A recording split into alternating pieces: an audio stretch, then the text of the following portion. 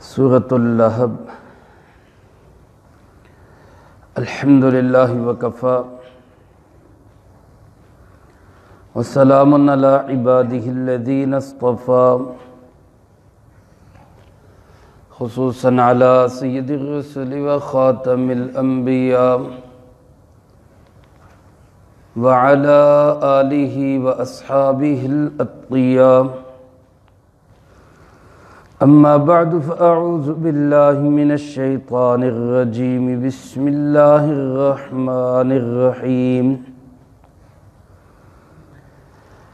تبت یدا ابی لہب وتب، ما اغنی عنہ مالہ وما کسب، سیصلی نارا ذات لہب وامرأته حمالة الحطب، في جيدها حبل من مسد۔ تبت یدا ابی لہب وتب، ہلاک ہو جائیں ابو لہب کے دونوں ہاتھ اور وہ ہلاک ہو گیا۔ ما اغنی عنہ مالہ وما کسب، نہیں کام آیا اس کا مال اور نہ ہی اس کی کمائی۔ سیصلی نارا ذات لہب، عن قریب وہ داخل ہوگا ایسی آگ میں جو شعلے مارنے والی ہوگی۔ وامرأتہ، اور اس کی بیوی بھی حمالۃ الحطب، جو ایندھن کی لکڑیاں اٹھانے والی ہے۔ فی جیدہا حبل من مسد، اس کی گردن میں رسی ہے سخت بٹی ہوئی۔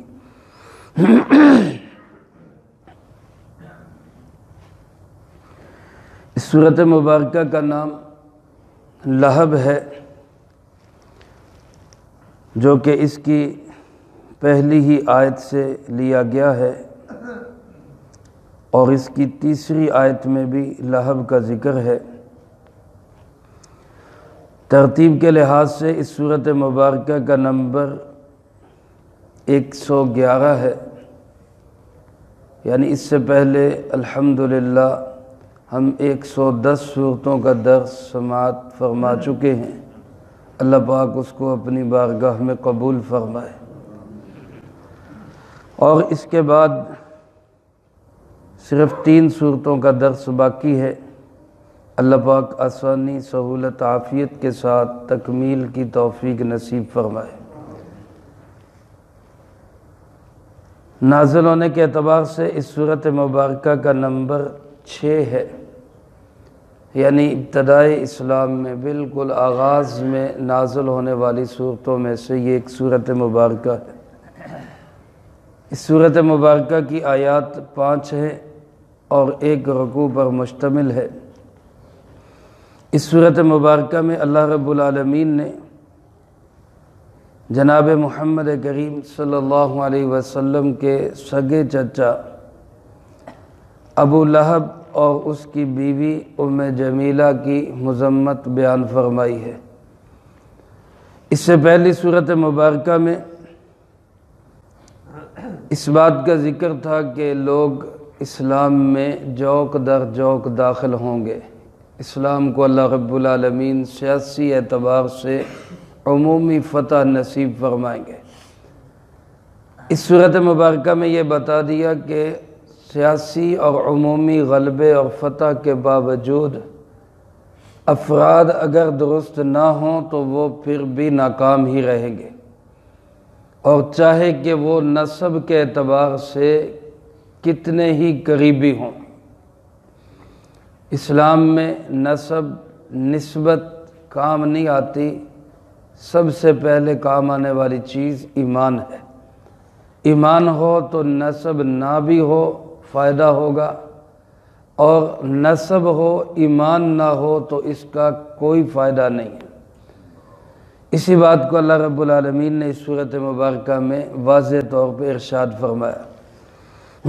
مفسرین کرام رحمہم اللہ نے لکھا ہے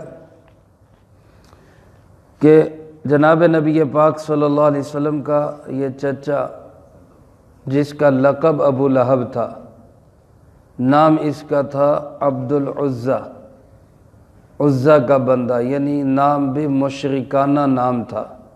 اس لیے قرآن کریم نے اس کے نام کی بجائے اس کی کنیت کا ذکر کیا، یہ قرآن کریم میں شرکیہ نام بھی ذکر نہ ہو۔ اور ابو لہب اس کو اس لیے کہتے تھے، لہب کہتے ہیں بھڑکتے ہوئے شعلے کو، جو بڑا رنگین قسم کا خوبصورت لگتا ہے۔ چونکہ یہ شخص بڑا خوبصورت تھا، چہرہ مورا، قد کاٹ بہت خوبصورت تھا اس کا، اس لیے اس کو لوگ ابو لہب کہتے تھے، اسی نام سے پھر یہ مشہور ہو گیا۔ یوں محسوس ہوتا تھا کہ جیسے اس کے رخساروں میں آگ کے انگارے بھڑک رہے ہوں۔ گویا ہینڈسم خوبصورت انسان تھا، لیکن یہ خوبصورتی بھی کسی کام نہیں آئی۔ آج ہمارے ہاں بھی ایک عجیب رواج چلتا ہے کہ ہم خوبصورت ہونا چاہتے ہیں، اللہ کے ہاں خوبصورتی کام نہیں آئے گی، خوبصورتی کام آئے گی۔ سیرت اچھی ہو بندے کی، شکل نہ بھی اچھی ہو تو وہ کامیاب ہے۔ شکلیں تو ساری بنانے والا کون ہے؟ اللہ ہے۔ وہ جیسی بھی اس نے بنائی خوبصورت ہی ہیں، کوئی بھی بدصورت نہیں۔ تو جو بہت خوبصورت ہو لیکن ایمان سے کورا اور عاری ہو، اس کی خوبصورتی بدصورتی میں بدل جائے گی۔ لیکن اگر اس کی صورت خوب نہیں ہے، قبول ہی صحیح، لیکن ایمان اور اچھے اخلاق سے متصف ہے، تو اللہ اس کو حضرت یوسف علیہ السلام والا حسن نصیب فرما دیں گے۔ مگر یہ انسان خود بھی بڑا خوبصورت، اس کی بیوی بھی بڑی خوبصورت، اسی لیے اس کو ام جمیلہ کہا جاتا تھا، خوبصورتی کی وجہ سے۔ لیکن دونوں پکے دشمن اسلام اور جناب محمد کریم صلی اللہ علیہ وسلم کے کٹڑ دشمنوں میں سے تھے۔ علماء نے لکھا ہے جس وقت جناب نبی پاک صلی اللہ علیہ وسلم نے اظہار نبوت فرمایا، یعنی 40 سال کی عمر میں تبلیغ کا آغاز کیا، اس وقت آپ صلی اللہ علیہ وسلم کے 4 چچا موجود تھے، باقی وفات پا چکے تھے، 4 حیات تھے بس، جن میں سے 2 تو اللہ کے فضل و کرم سے مسلمان ہوئے، صحابی رسول بنے۔ ایک سید الشہداء حضرت سیدنا حمزہ رضی اللہ تعالیٰ عنہ، اور ایک حضرت عباس رضی اللہ تعالیٰ عنہ، اور 2 میں سے ایک جناب ابو طالب، اگرچہ اسلام ان کو نہیں مل سکا، لیکن ساری زندگی انہوں نے جناب محمد کریم صلی اللہ علیہ وسلم کی حمایت کی ہے، حفاظت کی ہے۔ جب تک وہ حیات رہے کافروں کو کھلم کھلا تکلیف پہنچانے کا موقع نہیں ملا۔ ان کی وفات کے بعد ہی آپ صلی اللہ علیہ وسلم طائف گئے تھے، مکے والوں کی اذیتوں سے تنگ ہو کر۔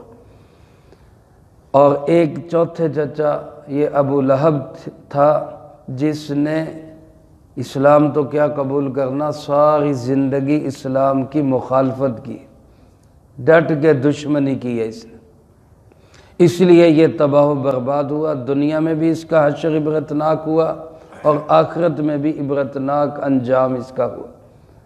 علماء نے لکھا ہے کہ یہ آپ صلی اللہ علیہ وسلم کے دادا کا بیٹا تھا، عبد المطلب کا، لیکن آپ کے والد عبداللہ کی والدہ اور تھی، اس کی والدہ اور تھی، یعنی جناب عبد المطلب کی دوسری بیوی میں سے یہ عبد المطلب کی دوسری بیوی میں سے یہ عبد العزیٰ تھا ابو لہب، اور آپ کے والد عبداللہ یہ اور بیوی سے تھے۔ بہرحال جس وقت آپ صلی اللہ علیہ وسلم کو اللہ رب العالمین نے یہ حکم دیا کہ انذر عشیرتک الاقربین، آپ اپنے قریبی رشتہ داروں کو ڈرائیں، تبلیغ کا آغاز اپنے گھر سے اور خاندان سے کریں، تو علماء نے لکھا ہے سرکار دو عالم صلی اللہ علیہ وسلم ایک موقع پر صفا پہاڑی پہ چڑھے، اور آپ نے صفا پہاڑی پہ چڑھ کے وہ ایک نعرہ بلند کیا جو عرب کے اندر الارمنگ نعرہ ہوتا تھا، یعنی کسی شدید خطرے کے وقت وہ آواز دی جاتی تھی، یا صباحہ کے لفظ سے۔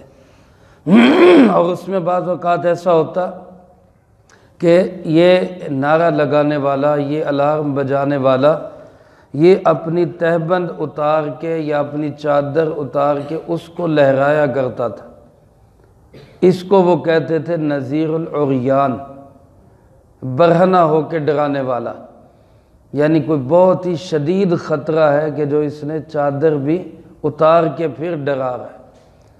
تو سرکار دو عالم صلی اللہ علیہ وسلم نے بھی صفا پہاڑی پہ چڑھ کے اپنا کپڑا لہرا کر یہ آواز لگائی، یا صباحہ۔ لوگ اکٹھے ہونا شروع ہو گئے کہ کوئی شدید خطرہ ہے۔ جب لوگ جمع ہو گئے، جس میں یہ ابو لہب بھی تھا، آپ کے قریبی رشتہ دار، اعزاء و اقارب قریش کے لوگ، تو آپ نے سب کو مخاطب کیا الگ الگ، اور ان سے پوچھا کہ اگر میں تمہیں یہ کہوں کہ اس پہاڑ کے پیچھے ایک لشکر ہے اور وہ تم پر ابھی کے ابھی حملہ آور ہوا چاہتا ہے، تو کیا تم میری تصدیق کرو گے، مانو گے اس بات کو؟ تو سب نے بیک زبان کہا کہ ما جربنا علیک الا صدقا۔ اللہ کے محبوب صلی اللہ علیہ وسلم کی صداقت اور امانت کی یہ گواہی ہے کہ سب نے یہ کہا کہ جناب آپ نے کبھی جھوٹ بولا ہی نہیں ہے، 40 سال آپ کے بیت گئے ہمارے بیچ، آپ نے کبھی کسی بھی معاملے میں جھوٹ نہیں بولا۔ آج اگر آپ یہ بات کہیں گے تو یقیناً یہ بھی سچ ہوگی۔ تو سرکار دو عالم صلی اللہ علیہ وسلم نے اس گواہی کے بعد فرمایا، انی نذیر لکم بین یدی عذاب شدید، میں پھر اللہ کی طرف سے ایک نذیر بن کے آیا ہوں جو تمہیں شدید عذاب سے ڈراتا ہے، لہذا آخرت کے عذاب سے اپنے آپ کو بچا لو، ایمان لے آؤ۔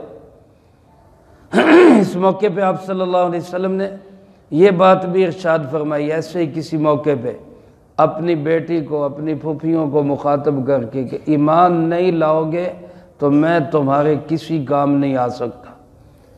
یاد رکھیے اللہ کے نبی کی سفارش برحق ہے، ہمارا ایمان ہے، عقیدہ ہے۔ اللہ پاک ہم سب کو اپنے محبوب کی شفاعت نصیب فرمائے، لیکن شفاعت ملے گی اسی کو کہ جس کے اندر ایمان ہوگا۔ جو ایمان سے کوڑا اور خالی دنیا سے گیا اس کو شفاعت نہیں مل سکتی۔ اور یہ ہمارے لیے خوشخبری ہے کہ رسول اللہ صلی اللہ علیہ وسلم کی حدیث مبارک ہے جو آج بھی ریاض الجنہ کے گیٹ پر لکھی ہوئی ہے۔ آپ صلی اللہ علیہ وسلم نے فرمایا، شفاعتی لأہل الکبائر من امتی، میری سفارش میرے امتیوں میں سے کبیرہ گناہ کرنے والوں کے لیے زیادہ ہوگی، کیونکہ جو نیک ہوں گے وہ تو اپنے اللہ کے فضل و کرم سے ہی بخشے جائیں گے، تو جو پھنسے ہوئے ہوں گے میری شفاعت ان کو نجات دلائے گی۔ لیکن پھر بھی عرض کرتا ہوں کہ ایمان شرط ہے، ایمان کے بغیر کچھ نہیں۔ جب آپ نے یہ دعوت دی تو ابو لہب نے ایک پتھر اٹھایا اور مارا اور زبان سے یہ کہنے لگا، تباً لک یا محمد الہذا جماعتنا۔ یہ بڑا سخت لفظ ہے، اللہ پاک ہم سب کو ایسے لفظ زبان پہ لانے سے بھی اللہ ہماری حفاظت فرمائے۔ بس نقل کرنے کے لیے اس کو عرض کر دیا کہ بڑے سخت انداز میں اس نے بددعائیہ کلمہ کہا آپ صلی اللہ علیہ وسلم کے متعلق اور پتھر مارنے کی کوشش کی۔ اس کے جواب میں اللہ رب العالمین نے یہ سورۃ مبارکہ نازل فرمائی، تبت یدا ابی لہب و تب، ابو لہب کے دونوں ہاتھ ٹوٹ جائیں اور یہ ہلاک ہو گیا۔ علماء نے لکھا ہے پہلا جملہ پیشین گوئی ہے اور دوسرا جملہ خبر ہے۔ پہلے جملے میں گویا کہ ایک بد دعا کے جواب میں بد دعا ہے، اور دوسرے جملے میں بد دعا کی قبولیت کا یقین ہے۔ کہ یہ ہو گیا ہے، یہ تباہ ہو گیا۔ جس وقت یہ صورت مبارکہ نازل ہوئی اس وقت ابو لہب تندرست تھا، خوبصورت تھا، مالدار تھا، صاحب اولاد تھا، سردار تھا، اور اس کا طوطی بولتا تھا پورے مکہ کے اندر۔ کوئی سوچ بھی نہیں سکتا تھا کہ اس کے ساتھ ایسا ہوگا۔ لیکن یہ بشارت پوری ہوئی جنگ بدر کے ایک ہفتہ کے بعد۔ جب جنگ بدر ہوئی اس کے ٹھیک ایک ہفتے کے بعد یہ بشارت مکمل ہو گئی۔ آغاز اس کا ہو گیا کہ اس کا مال و دولت خراب ہونا شروع ہو گیا، آل اولاد اس کی بگڑنی شروع ہو گئی۔ رسول اللہ صلی اللہ علیہ وسلم کی 2 بیٹیوں کی شادیاں اس کے 2 بیٹوں کے ساتھ تھیں، حضرت سیدہ رقیہ اور حضرت سیدہ ام کلثوم رضی اللہ تعالیٰ عنہما۔ اس کے 2 بیٹے عتبہ اور عتیبہ دونوں کے ساتھ شادیاں ان کی ہوئی تھی، نکاح ہوئے تھے، رخصتیاں نہیں ہوئی تھیں۔ تو رسول اللہ صلی اللہ علیہ وسلم پہ جب یہ صورت نازل ہوئی تو ام جمیل نے اپنے بچوں کو مجبور کیا کہ میں تمہیں اپنا دودھ معاف نہیں کروں گی اگر تم حضرت محمد صلی اللہ علیہ وسلم کی بچیوں کو طلاق نہیں دو گے۔ یعنی ماں نے بڑی سختی کے ساتھ بچوں کو اس بات پہ آمادہ اور مجبور کیا کہ ان دونوں کو طلاقیں دو۔ اور ان میں سے علماء نے لکھا ہے کہ عتبہ نے یا عتیبہ نے، ایک نے تو اس انداز سے طلاق دی کہ سرکار دو عالم صلی اللہ علیہ وسلم کا گریبان پکڑ کے گلا گھونٹا اور آپ کے چہرے مبارک پر تھوکنے کی بھی کوشش کی۔ اللہ کے محبوب صلی اللہ علیہ وسلم کی زبان مبارک سے یہ بددعائیہ کلمہ نکلا، اللہم سلط علیہ کلبا من کلابک، اللہ اپنے کتوں میں سے کوئی کتا اس پر چھوڑ دے۔ علماء نے لکھا ہے کہ سفر میں جا رہا تھا، بصرہ کے قریب کسی جگہ پہ پڑاؤ ہوا اور وہاں رات کو ایک جنگل کے درندے نے اس پہ حملہ کیا اور اس کو چیر پھاڑ کے رکھ دیا۔ اس انداز سے اللہ کے محبوب کی بد دعا اور اس قرآن کریم کی صورت کی یہ پیشین گوئی شروع ہو گئی۔ مال و دولت اجڑنا شروع ہو گیا، آل اولاد تباہ ہونا شروع ہو گئی۔ پھر بالآخر جب بدر کی لڑائی ہوئی اس میں یہ خود شریک نہیں ہوا، اپنی جگہ کسی اور کو بھیج دیا، لیکن بڑا پریشان تھا کہ لڑائی کا بنے گا کیا، مبتلا تھا تشویش میں کہ کسی طریقے خبر ملے کہ محمد صلی اللہ علیہ وسلم اور ان کے ساتھیوں کو کچل دیا گیا ہے۔ لیکن جب ابو سفیان واپس آئے اور ان سے پوچھا کہ بھائی کیا بنا، ابو سفیان نے بتایا کہ وہ تو ہمیں ایسے پکڑ پکڑ کے مار رہے ہیں کہ جیسے ہمارے پلے ہی کچھ نہیں، ہم خود مر رہے ہیں وہاں جا کے۔ تو لوگ عجیب قسم کے لوگ ہیں جو ہمیں پکڑ پکڑ کے مار رہے ہیں، ظاہر ہے وہ فرشتے تھے، اس کو کہنا نہیں آ رہا کہ وہ فرشتے ہیں۔ وہاں پہ حضرت عباس کے غلام رافع موجود تھے، انہوں نے کہا کہ وہ اللہ کے فرشتے ہیں، وہ اسلام لا چکے تھے در پردہ۔ وہ کہنے لگے یہ تو اللہ کے فرشتے ہیں، وہ تمہیں مار رہے ہیں۔ تو اس کو اتنا غصہ آیا کہ اس نے اسی غلام کو مارنا شروع کر دیا کہ یہ کیوں ان کی سائیڈ لے رہا ہے۔ وہ حضرت عباس کی اہلیہ ام فضل وہ بھی موجود تھی، یہ خاتون بھی اسلام لا چکی تھی، ابو لہب کی یوں کہہ لیں کہ بھابھی تھی، یہ بھی مسلمان ہو چکی تھی۔ انہوں نے جب دیکھا کہ ہمارے غلام کو مار رہا ہے تو جھٹ سے ایک ڈنڈا لا کے سر پہ مارا اور کہا اس کو اس لیے مار رہا ہے کہ اس کا آقا یہاں پہ نہیں ہے، اس لیے اس پہ ظلم کر رہا ہے، اگر اس کے اسلام کی وجہ سے مان رہا ہے تو سن ہم بھی مسلمان ہو چکے ہیں، کر لے جو کرنا ہے۔ تو وہاں بھی یہ عورت کے ہاتھ سے بھی ذلیل و رسوا ہوا، اور علماء نے لکھا ہے اس کے گلے میں ایک گلٹی نکلی جس کو عرب کے لوگ عدسہ کہتے ہیں، اور اس کی وجہ سے لوگ اپنے آپ سے دور کر دیتے ہیں بیمار کو۔ اس کو بھی ایک کسی بند مکان میں ڈال دیا گیا، 7 دن میں گل سڑ کے تڑپ تڑپ کے مر گیا، کوئی اس کو پوچھنے والا نہیں تھا۔ 3 دن اس کی لاش وہاں پہ پڑی رہی، جب بدبو کے بھبوکے باہر پھیلنے لگے تو چند حبشی لوگوں کو کرائے پہ لا کر ان سے کہا گیا کہ بھائی اس کو بانسوں سے اٹھا کر کہیں دور کھڈے میں گرا دو۔ یہ انجام ہوا اس شخص کا جس نے جناب محمد کریم صلی اللہ علیہ وسلم کی مخالفت کی۔ آج کے لوگوں کے لیے بھی عبرت ہے، دین قبول نہیں کرنا نہ کریں، آخرت میں جو ہوگا سو ہوگا، لیکن اگر دین کی مخالفت کریں گے تو دنیا میں بھی عبرت کا نشان اللہ بنا دیں گے، جیسے یہ ابو لہب بنا۔ اور اللہ پاک فرماتے ہیں ما اغنا عنہ مالہ وما کسب، نہ اس کا کوئی مال اس کے کام آیا نہ اس کی کمائی کوئی کام آئی۔ بعض علماء فرماتے ہیں کہ مال سے مراد اصل مال اور کمائی سے مراد نفع، اور زیادہ تر حضرات فرماتے ہیں کہ مال سے مراد مال ہے اور کمائی سے مراد اولاد ہے، کیونکہ ایک حدیث پاک میں آپ صلی اللہ علیہ وسلم نے اولاد کو بھی انسان کی کمائی قرار دیا، تو یعنی نہ مال کام آیا نہ اولاد کام آئی، کیونکہ یہ کہا کرتا تھا کہ اگر حضرت محمد صلی اللہ علیہ وسلم کی بات سچ بھی ہوئی تو میں اپنی مال اولاد دے کے اپنی جان بچا لوں گا۔ اللہ پاک فرماتے ہیں کہ نہ مال کام آیا نہ اولاد کام آئی، یہ دنیا کی سزا تھی۔